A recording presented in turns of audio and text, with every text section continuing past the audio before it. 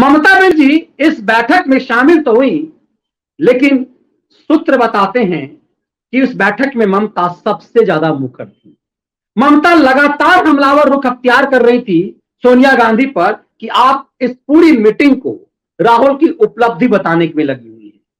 ममता ने सवाल किया कि एक ऐसी मीटिंग है जिसमें आम आदमी पार्टी शामिल नहीं है, उसे निमंत्रण नहीं दिया गया, बसपा शामिल नहीं हुई, क्योंकि ममता बनर्जी का यह सवाल था कि मायावती को मनाया नहीं गया। सपा का ना आना, यह भी ममता बनर्जी ने सवाल उठाया और इस पूरे बैठक को एक तरह से सोनिया के नाम पर भले ही था, ममता बनर्जी ने हाईजैक कर लिया। ममता ने यह बताने की कोशिश मीन में एक निकाल करके सोनिया गांधी की पूरी तरह से इस मीटिंग की हवा निकाल दी। ममता लगातार यह कहती रही कि बीजू जनता दल का इसमें शामिल ना हो पाना। ममता यह कहती रही कि मायावती का इस बैठक के लिए ना मनाया जाना, समाजवादी पार्टी का इसमें शामिल ना हो पाना, आम आदमी पार्टी का इसमें शामिल ना हो पाना, यह साफ करता है कि यह बैठक सफल नहीं हुआ। तो दरअसल ममता बनर्जी इस बैठक में शामिल होकर के यह डर तो दिखाएं कि वो हैं, क्योंकि वो फंसने वाली, उन्हें पता है कि ममता बनर्जी की परेशानी बढ़ने वाली है। लेकिन इस महफिल को सोनिया गांधी लूट ना ले अपने बेटे के लिए, इसीलिए ममता ज्यादा मुखर हो गई।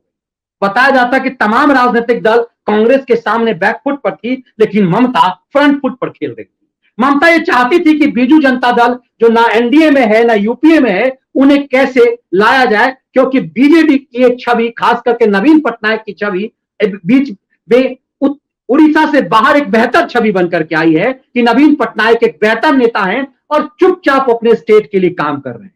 खास करके ओलंपिक में, हॉकी में भारत के बेहतर प्रदर्शन में जो नवीन पटनायक का चेहरा सामने आया, गुमनामी से जो वो निकल करके सामने आए, उससे पूरे देश में नवीन पटनायक का सम्मान बढ़ा है। ऐसे ममता बनर्जी ऐसे मामले में इस मुद्दे को जानबूझकर उछाल रही थी और पूरा गोल नवीन पटनायक के लिए कर रही थी कि बीजेडी को इसमें क्यों नहीं शामिल किया गया। पिछले कुछ दिनों से अरविंद केजरीवाल लगातार ममता बनर्जी की चापलूसी कर रहे हैं। ऐसे में ममता ने अरविंद केजरीवाल का मुद्दा उठाया कि केजरीवाल को क्यों नहीं बुलाया गया।